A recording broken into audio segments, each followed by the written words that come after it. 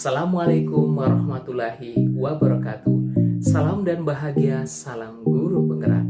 Saya Ferry Cilidin dari SMA Negeri 9 Bengkulu Selatan. Saya merupakan calon guru penggerak Angkatan 8 Kabupaten Bengkulu Selatan.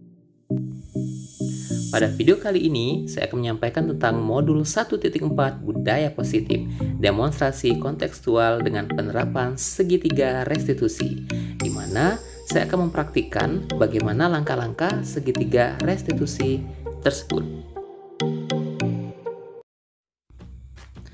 Segitiga restitusi merupakan suatu proses dialog yang dijalankan guru atau orang tua agar dapat menghasilkan murid yang mandiri dan bertanggung jawab. Berikut langkah segitiga restitusi, yaitu menstabilkan identitas. Kemudian berikutnya adalah validasi tindakan yang salah. Dan langkah terakhir dari segitiga restitusi adalah menanyakan keyakinan. Langkah pertama restitusi adalah menstabilkan identitas. Berdasarkan prinsip membuat kesalahan adalah bagian dari proses pembelajaran. Kemudian, menggeser identitas gagal ke identitas sukses. Kemudian, validasi tindakan yang salah. Berdasarkan prinsip setiap perilaku berupaya memenuhi suatu kebutuhan tertentu.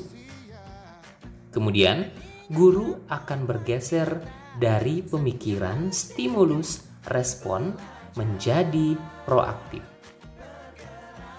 serta mengenali dan mengakui kebutuhan murid akan memperbaiki hubungan dengan murid. Yang berikutnya adalah menanyakan keyakinan. Murid akan diberi pertanyaan-pertanyaan bermakna untuk memunculkan motivasi secara intrinsik. Kemudian, mampu mengaitkan keyakinannya dengan tindakan yang salah. Berikut contoh kasus 1. Henty tidak terima dengan pekerjaannya selalu dicontek oleh temannya. Ia marah dan tidak dapat menahan emosinya. Berikut video kasus yang pertama. Sebelah hand satu kaku hand, anak satu kaban nih. Sebelah pula kau buyang. Ya kak kali apa? Masa kamu ragu juga soal ini? Kalau udah ya belajar lah. Orang rezekinya susah. Berikut langkah restitusi yang dilakukan. Waalaikumsalam. Silakan Henty. Silakan duduk Henty. Oke, Henty tahu kan kenapa Pak panggil ke sini? Iya Pak. Oke Henty, tadi Bapak dengar dari laporan ketua kelas kita, ya katanya Henty habis bertengkar ya dengan si Yopa. Iya Pak, habisnya saya kesal Pak. Kesal kenapa? Yopa selalu mencolek tugas yang saya buat setiap ada tugas nolak terus dan maksa lagi. Oh begitu, wajarlah kalau Henty marah dan kesal ya. Jika Bapak di posisi Henty, ya Bapak juga akan melakukan hal yang sama mungkin ya. Oke, lalu apa yang kamu lakukan ke Yopa? Saya marah Pak, saya maki-maki Yopa dan saya dobrak mejanya Pak. Oh begitu, pasti kamu berbuat seperti itu punya alasan bukan? Ya Pak, masa saya diam saja? Sudah susah-susah mengerjakan tugas, dia hanya tinggal mencontek dan tidak mau berusaha sendiri. Oke, wajarlah Henty kamu merasa marah karena kamu sudah bersusah payah ya membuat tugas itu, kemudian teman kamu dengan mudahnya hanya mencontek. Oke, Bapak sangat hargai perbuatan kamu karena tidak berbuat lebih buruk dari hal yang kamu lakukan tersebut. Nah sekarang ya, coba kita pikirkan, Kita pikirkan tindakan kamu dengan mendobrak meja, apakah itu sudah sesuai dengan keyakinan kelas kita? Tidak, Pak. Oke, menurut kamu keyakinan kelas apa yang sudah kamu langgar? Saling menghormati antar teman. Saling menghormati antar Antar teman. teman. Baik, betul. Menurut kamu saling menghormati antar teman itu penting tidak? Penting, Pak. Oke, baiklah. Kalau menurut kamu itu penting, jadi keyakinan apa yang harus kamu lakukan pada saat kamu sedang marah dan emosi? Harus tetap bersabar, Pak. Sabar ya. Oke, baik. Jadi, kamu bersedia tidak memperbaiki masalah tersebut? Bersedia, Pak. Nanti, apa yang akan kamu lakukan untuk memperbaiki masalah itu? Saya harus bersabar dan menahan emosi saya. Kalau ada teman yang berkontak, saya akan melaporkannya ke guru atau wali kelas, Pak. Oke, Henti. Tindakan kamu itu sudah tepat ya. Oke, semangat terus ya. Iya, Pak. Nah, oke, sekarang Henti silakan boleh kembali ke kelasnya. Terima kasih, Pak. Ya, sama-sama Henti. Perkenalkan, nama saya Henti Anggraini. Saya berasal dari kelas 11C. Saya sangat senang berdiskusi dengan Pak Ferry mengenai bagaimana cara menahan amarah dan emosi dengan perilaku teman sekelas saya. Saya tetap harus baik bersabar dan tetap saling menghormati teman sekelas. Terima kasih, Pak Ferry.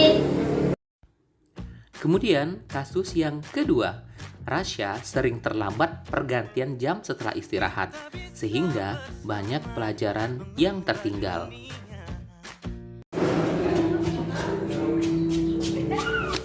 Assalamualaikum. Salam. Oke, Rasya kenapa terlambat Rasya? Dari kantin, Pak. Oh, di kantin. Oke, nanti setelah dari kita belajar, ketemu dengan Pak dulu ya di ruang guru ya. Oke, silakan duduk kembali. Silakan duduk dulu.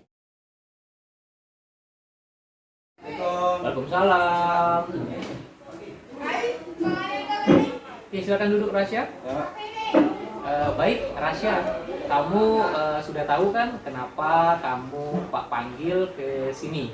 Ya, baik Rasya, menurut ingatan kamu, sudah berapa kali sih kamu terlambat pada saat jam pelajaran Pak? Mungkin sudah 5 kali, Pak. Oke, sudah 5 kali ya. Baik Rasya, berbuat kesalahan itu adalah sebuah manusiawi ya. Salah itu sih orang pasti pernah melakukan kesalahan. Yang penting kita bisa belajar dari kesalahan tersebut dan berusaha untuk memperbaikinya. Setuju Rasya? Setuju, Pak. Oke, baik. Kalau begitu Rasya kita cari solusinya ya. Oke, Rasya datang terlambat tentu punya alasan kan? Kenapa Rasya sering terlambat pada saat pelajaran Pak? Karena Rasya sering nongkrong di kantin, Pak. Oh, kamu sering nongkrong di kantin. Oke, kamu tahu kan keyakinan yang telah kita sepakati di kelas? Tahu, Pak. Oke, kalau terlambat jam pelajaran itu ya, itu sesuai tidak dengan keyakinan kelas kita? Tidak, Pak. Tidak ya. Menurut kamu, keyakinan apa yang sudah kamu langgar? Disiplin, Pak. Disiplin. Menurut kamu disiplin itu penting tidak? Penting, Pak. Penting ya? Betul sekali Rasya, itu sangat penting. Dan bermanfaat ya untuk kita, seperti kita dapat menghargai orang lain gitu ya, kemudian pekerjaan jadi tidak menumpuk, dan kita juga dapat melatih rasa kepedulian ya. Ya, Pak. Saya sangat menyesal atas terlambatnya. Saya minta maaf sudah terlambat, Pak. Oke Rasya, sikap yang baik sudah kamu lakukan ya dengan cara meminta maaf. Menurut kamu apa yang akan kamu lakukan agar tidak lagi terlambat masuk pelajaran? Saya tidak akan keluar lagi saat pergantian jam pelajaran, kecuali saat terdesak. Kemudian saya akan memberitahu ketua kelas dan guru jika saya harus keluar kelas dalam keadaan terdesak. Oke, baik Rasya, berarti kamu sudah menemukan solusinya ya. Nah, Bapak akan tetap membantu kamu dalam mengingatkan pada saat jam pelajaran. Nah, sekarang Rasya silakan boleh kembali ke kelasnya. Ya, ya sama-sama Rasya. Siap. Ya. Perkenalkan, saya Rasa Ramadan dari kelas 11B. Saya sangat senang berdiskusi dengan Pak Ferry untuk dapat menemukan solusi dari masalah saya. Terima kasih dan sekian.